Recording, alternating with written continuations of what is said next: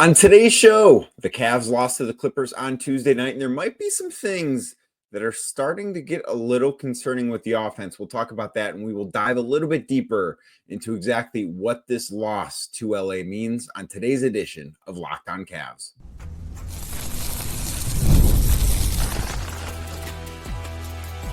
You are Locked On Cavs, your daily Cleveland Cavaliers podcast. Part of the Locked On Podcast Network, your team every day.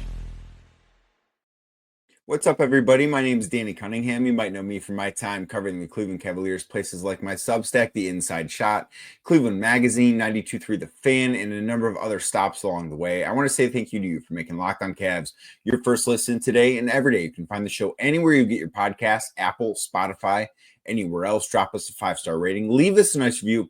Be a friend. Tell a friend about Locked On Cavs. Make sure you're subscribed. Make sure a friend is subscribed as well. And if you're watching the show on YouTube right now, do me a favor. Hit that thumbs up button for me. Click subscribe and hit that notification bell so you don't miss the latest Locked On Cavs content. A proud part of the Locked On Podcast Network, your team every day. Today's episode, of course, brought to you by Prize Picks. Download the app today and use code LOCKEDONNBA. That is LOCKEDON NBA to get $50 instantly when you play your first $5 lineup. Prize Picks.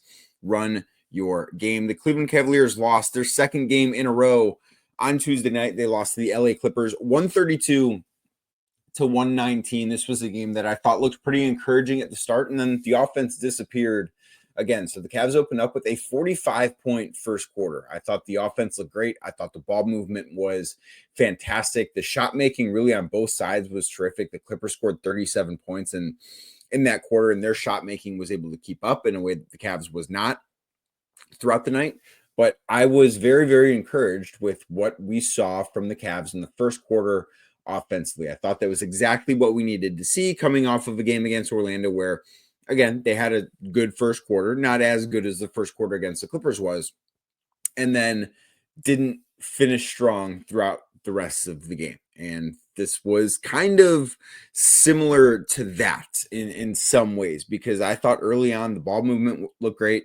Thought Donovan Mitchell looked great. DeAndre Hunter had a great first quarter. Thought Darius Garland did some really good things in the first quarter too.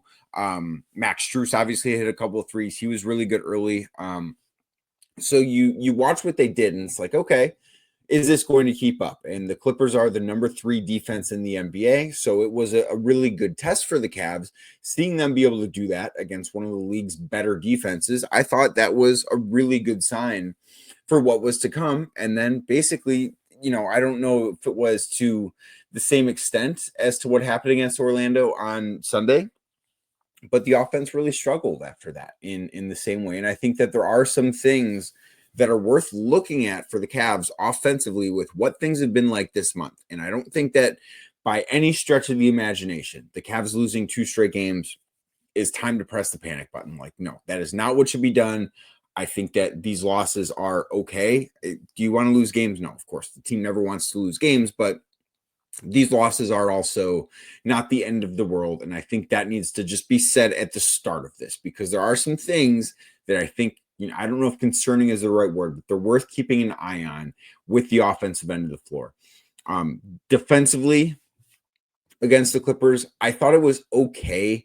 I know Kenny Atkinson talked in his post-game presser that I watched on TV that, he was disappointed with the way the Cavs defended. I thought they defended all right. Like, I didn't think it was a bad defensive performance. Certainly on the interior, it was. And we'll talk about what Ivica Zubac did against Jarrett Allen and against Evan Mobley coming up in a little bit. But as far as the shot making goes, like, the Clippers were red hot from 3 basically all night long. Like, they had a stretch where they made 9 consecutive 3-point attempts. They finished shooting 45% from 3. They're not a great 3-point shooting team. They're not a super high volume 3-point shooting team, but they had a really, really good night. And I thought a lot of the threes that they took and made, like Kawhi Leonard had one in the second, or maybe it was in the first half, but just some really, really difficult shots that they made. And I sort of think that with the Clippers scoring 132 points, yes, that is something that you look at and say the Cavs need to be better defensively, and they do need to be better defensively. This was not a championship level defensive performance by any stretch of the imagination, but I also look at it as, I think the Clippers probably deserve more credit for how they played offensively, then the Cavs deserve to be critiqued for how they played defensively. It's never all one thing. Like, it's not, oh, the Clippers played a perfect offensive game and there was nothing the Cavs could do about it. That's not true. But I don't know that the Cavs played quite as bad defensively as the numbers look. Like, if you just look at the box score, it's like, wow, they were pretty abysmal on that end of the floor. I don't think that's the case. I think it's more of the Clippers were awesome offensively, and sometimes in the NBA, that's going to happen. Like the Magic shot the ball really well from beyond the arc on Sunday. Sometimes that's going to happen with a team and an offense as bad as Orlando's. It's a rare thing, but it will happen at times. The Clippers have Kawhi Leonard. They have James Harden. Like, they have guys that are capable of that. Kawhi, I thought, was awesome in this game. I thought he was the best player on the floor. Finished with 33 and 7 while shooting 63%, made 5 of the 6 threes that he took. Like, he was awesome. He was absolutely fantastic. It was, I think, a throwback Kawhi game. Sometimes that happens. That's the best way I can put it. Like, that's one of the things that went wrong was that. But I do think that if you want to look into what the Cavs are doing offensively right now, it's worth talking about, because in the month of March, the Cavs have not been a great offense. I don't have the numbers from after this game. They might actually go up a little bit just because of how good that first quarter was. But going into Tuesday night against the Clippers, in the month of March, the Cavs were the number 16 offense in basketball. Now, of course, they are still the number 1 offense in basketball for the full season, but they've not been the dominant elite offensive unit during this month. And of course, it's a small sample size. Like, it had only been 8 games prior to Tuesday night.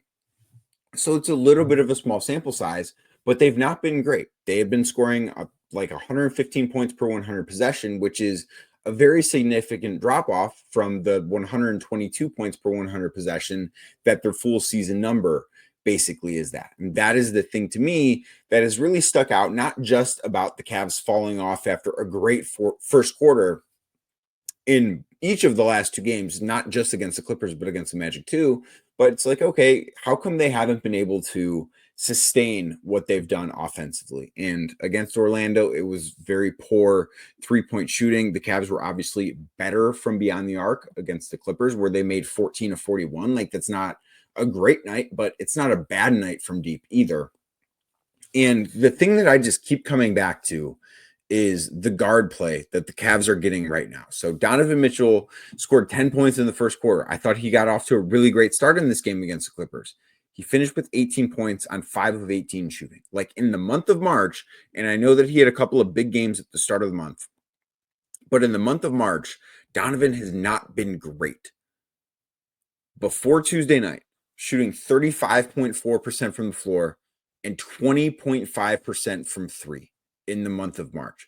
Now, it's a small sample size. Like, that is a 5-game sample size, and these numbers are not going to get better with what he did, shooting 27% from the floor and 22% will go up marginally for his 3-point rate, but that's just kind of who he's been over the last few games. That's not necessarily what the Cavs need. And the Cavs are good enough and the Cavs are talented enough to where if Donovan Mitchell has this sort of slump, which I think it's fair to say that he's in a shooting slump, I think it's fair that if he has that sort of stretch, they have enough depth, they have enough talent, the offense works well enough that they can still be elite, even without him at his best. Can they be, at their peak without him at his peak? No, of course not. But they can still be the best offense in basketball. And I think they've shown that at times this year. But for that to happen, Darius Garland needs to be really good too. And Darius Garland, I thought, was okay against the Clippers. The month of March has not been kind to him. So against the Clippers, he was 6 of 14. He had 17 points. He and Jarrett Allen were actually the 2 Cavs that finished with a positive plus-minus number. And it really, I don't know that it necessarily felt like it, because I didn't think Jarrett Allen was all that good in this game either. Like, I do starting to have a little bit of questions about that hand injury that he's dealing with, because I do think he's kind of struggling to hang on to the basketball in traffic more so than usual. That's really and there's like not a stat for that, but if you're watching these games, it's like, you know what, that doesn't necessarily look the same as it normally does. And to me, a guy that I know is very clearly playing through a hand injury, like that is the thing that I'm going to point at and say, okay, that's probably has something to do with it. I think that's a fair assumption to make, but I didn't think Jarrett was great. But, Darius was better. The Cavs won those minutes by 8 points. Now, the Donovan Mitchell and Evan Mobley minutes were an absolute disaster for the Cavs tonight. Like they got throttled. When Mobley was on the floor in the 31 minutes he played, the Cavs were outscored by 27 points. That never happens. Like that was, to me, one of the most jarring parts about this box score. And if you watch the game, like it felt like it. Mobley's box score stats are okay. Like he had 17 points, 7 of 12 shooting, only had 3 rebounds, only had 1 assist. Like if you just look at the box score, it's like, he was fine. But I think watching the game probably told a much different story. And I do want to talk about that coming up in a bit. But just to close on that point, the Cavs offense can be elite if Donovan Mitchell is not at his peak. The Cavs offense can be elite if Darius Garland is not at his peak. But I don't think that they can both be what they've been in the month of March and the Cavs sustain a really, really great offense. Like they can still be a league average offense, which after this game, they are 12th in offense in the month of March in the NBA. That is an average NBA offense. That's who they've been with two of the 3 offensive engines, I think, playing pretty poorly.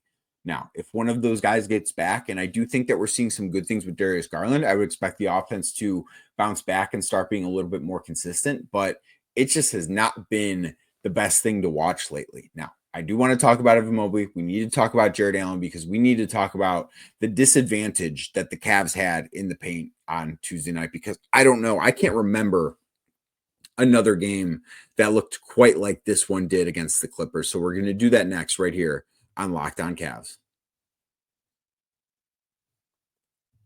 Today's show is brought to you by Prize Picks. Basketball season heating up, and there's no better way to get in on the action than with Prize Picks, the best place for daily fantasy sports. With Prize Picks, you just pick more or less on at least 2 player projections for a shot to win up to 1,000 times your cash. It's easy to use, available in over 30 states, and it lets you mix and match projections across different sports. Prize Picks makes it simple. You can set your lineup in less than 60 seconds and stay engaged all game long. When you win, your money hits your account in as little as 15 minutes. There's no waiting around for that cash that you've earned.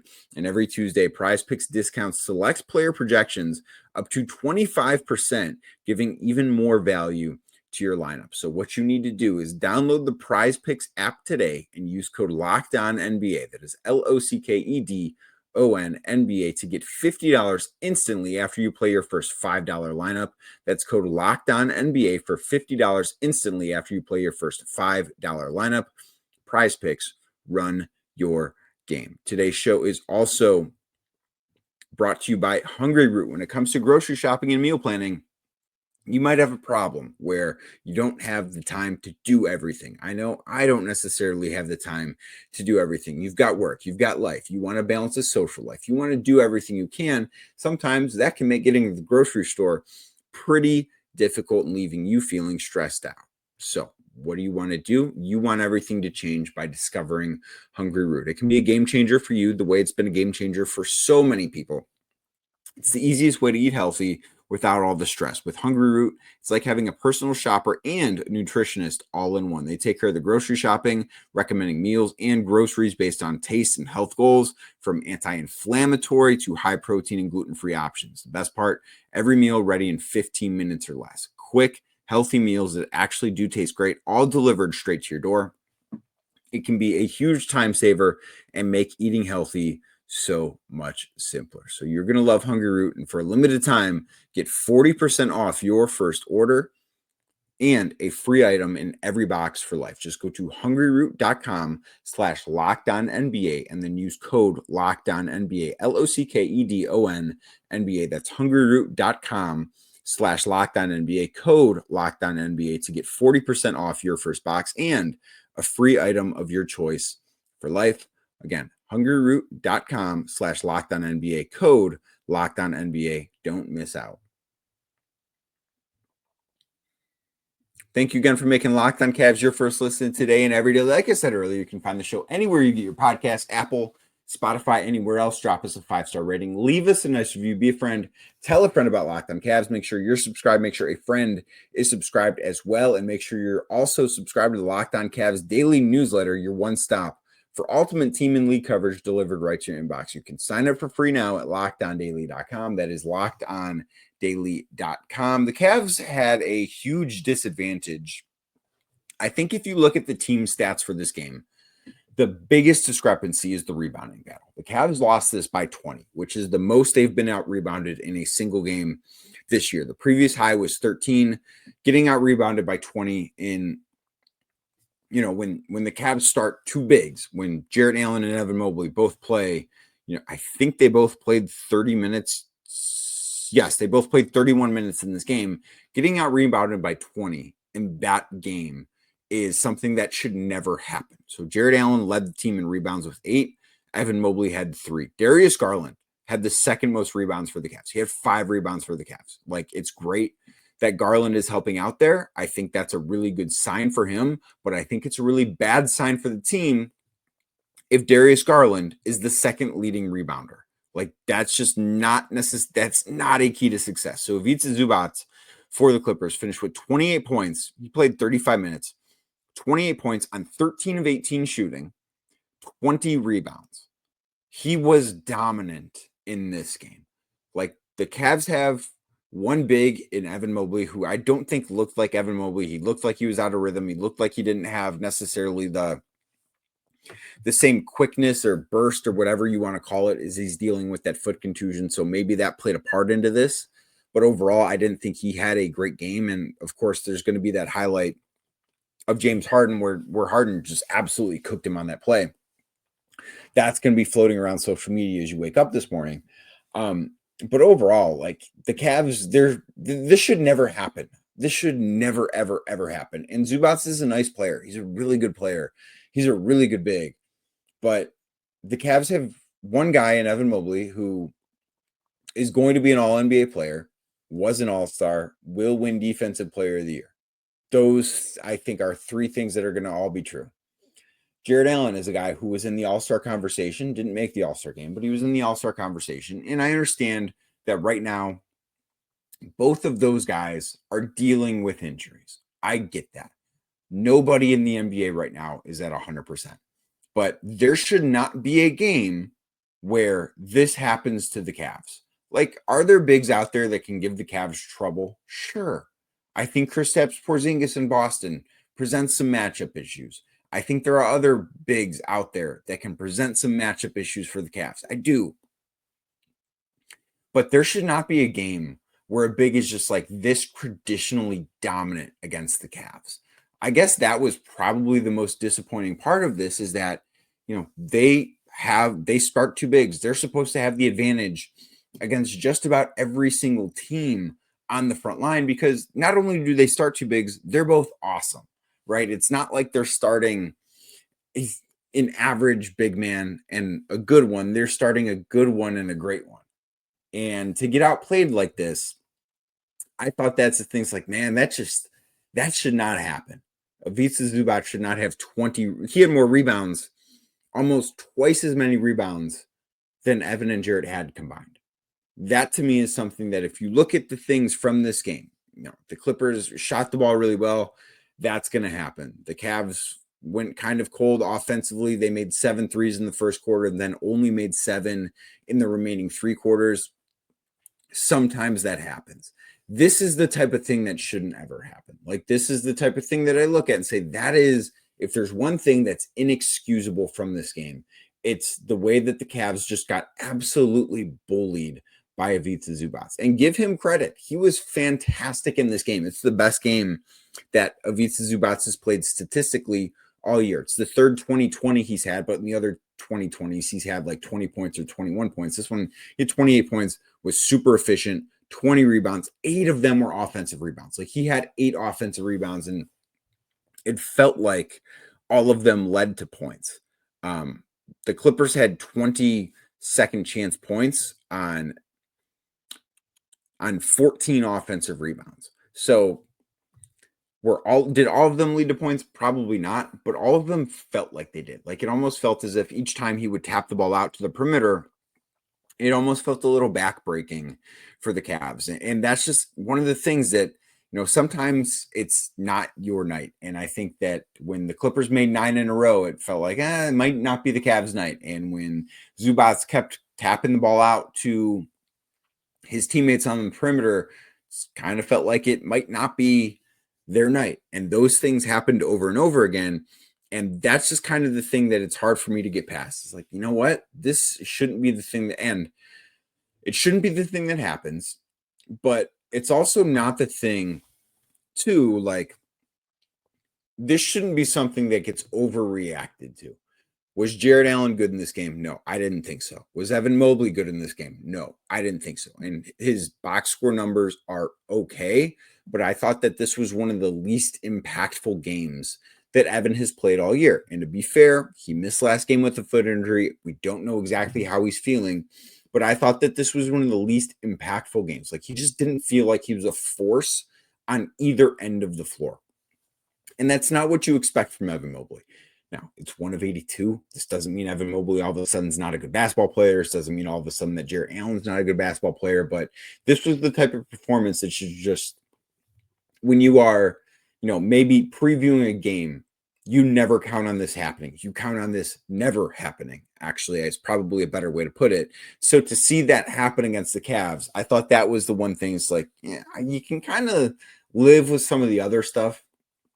I don't know if that's the thing that you can really live with. Like, that might be the one that you look at and say, that's a really, really tough thing. I will say the first quarter was encouraging. I want to end on a positive note, so we're going to talk about that. And we're going to talk about Max Strus, because I thought there's a case that he was the best player for the Cavs in this game on Tuesday night. We'll do that next right here on Locked On Cavs. Today's show is brought to you by Robinhood. With Robinhood Gold, you can now enjoy the VIP treatment, receiving a 3% IRA match on retirement contributions. The privileges of the very privileged are no longer exclusive. With Robinhood Gold, your annual IRA contributions are boosted by 3%. Plus, you can also get 4% APY on your cash in non-retirement accounts. That's over 8 times the national savings average. The perks of the high net worth are now available for any net worth. The new gold standard is here with Robinhood Gold. To receive your 3% boost on annual IRA contributions, sign up at Robinhood.com/gold. That is Robinhood.com/gold. Investing involves risk. Rate subject to change. 3% match requires Robinhood Gold at $5 a month for 1 year from first match. Must keep funds in IRA for 5 years. Go to Robinhood.com/boost. Over 8 times the national savings account. Interest rate claim is based on data from the FDIC as of November 18th, 2024. Robinhood Financial LLC, member SIPC. Gold membership is offered by Robinhood Gold LLC. The NCAA tournament is here, and so is the bracket breakdown. Locked On Podcast Network and Amazon Fire TV channels are teaming up to deliver NCAA tournament coverage like never before. Watch studio shows featuring former players and Locked On's local experts as they guide you through every upset, buzzer beater, and bracket matchup. Stream it all for free on Amazon Fire TV channel. Search Bracket Breakdown to see it all for free. It's your team every day.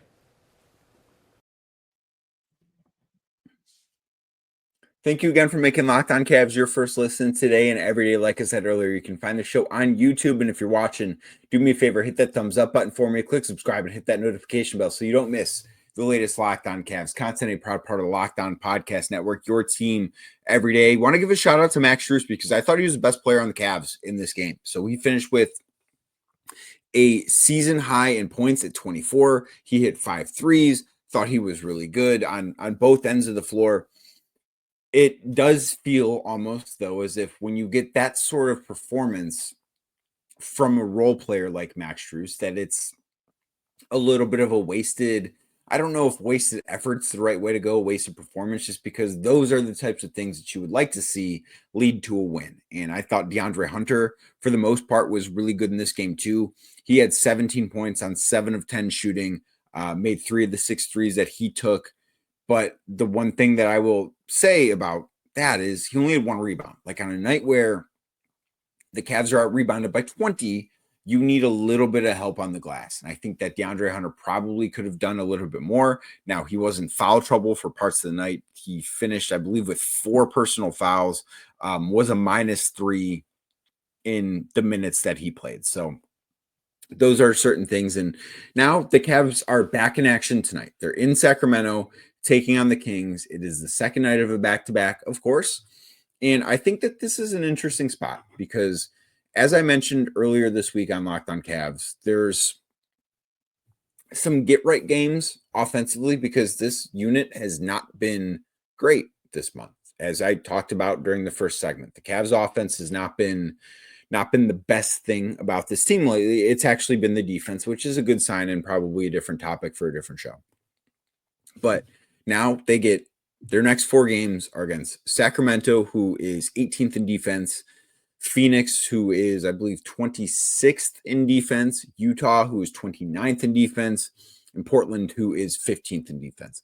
So they don't see a top half of the league defense until I would actually have to go look and see the next time we play good defense, but I know it's not on this trip. I would presume Detroit is up there at this point with how good they've been. If not, it's the Clippers at the end of the month when LA comes to Cleveland.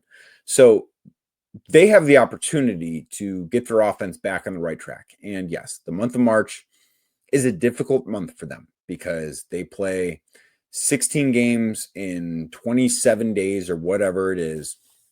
And that's tough. I don't think it's a coincidence that the game they looked the best in during the back half of the streak, like the post-Boston games, because I think there's a very clear line. Like they played great basketball the start of this winning streak, whatever that Boston game was, the 8th game, 9th game of the winning streak, they played great basketball until then. After that, they didn't look like the same team. They looked like a much different team after that, with the exception, I thought, of the game against Memphis. And they only won that game by 9 because the Grizzlies reserves outscored the Cavs reserves by 11 points in the final 4 minutes. But there's no coincidence that it was that game because what happened before it? Cavs had 2 days off. I do think part of this is the Cavs look a little bit tired right now. But guess what? I think every team in the NBA right now looks a little bit tired. I think most of these teams right now have played, close to 70 games, and it is a struggle at this point in the season. And that happens. But the Cavs are not going to have back-to-back days off again until the start of April. Their next 2 consecutive days off are Monday, March 31st and Tuesday, April 1st. They play at least every other day until then with 2 back-to-backs. This one that will be completed today, then a back-to-back against San Antonio and Detroit, March 27th and 28th. Now, the San Antonio-Detroit one's not as bad because San Antonio is tanking, and then the second night being in Detroit, like that is a 15-minute flight from Cleveland to Detroit. So that's not a bad thing. There are worse back-to-backs in the world. But this team, I do think, needs some rest, but I think they need to get the offense right. And can those 2 things happen independently of each other? I don't know. I think we'll find out.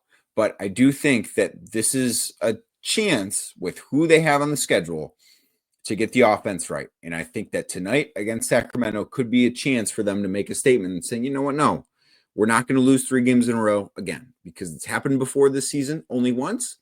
But it'd be nice if they could prevent it from happening again. I think that would be a really good goal. And I'm very interested to see what they look like tonight against the Kings. So as you can imagine, I will be back tomorrow with another episode of Locked On Cavs coming your way after the Cavs take on the Kings. You can find the show anywhere you get your podcasts, Apple, Spotify, anywhere else. Drop us a 5-star rating. Leave us a nice review as well, please. Leave us a nice review. Help us grow Locked On Cavs. And if you're watching the show on YouTube, do me a favor, hit that thumbs up button for me, click subscribe, and hit that notification bell so you don't miss the latest Locked On Cavs content.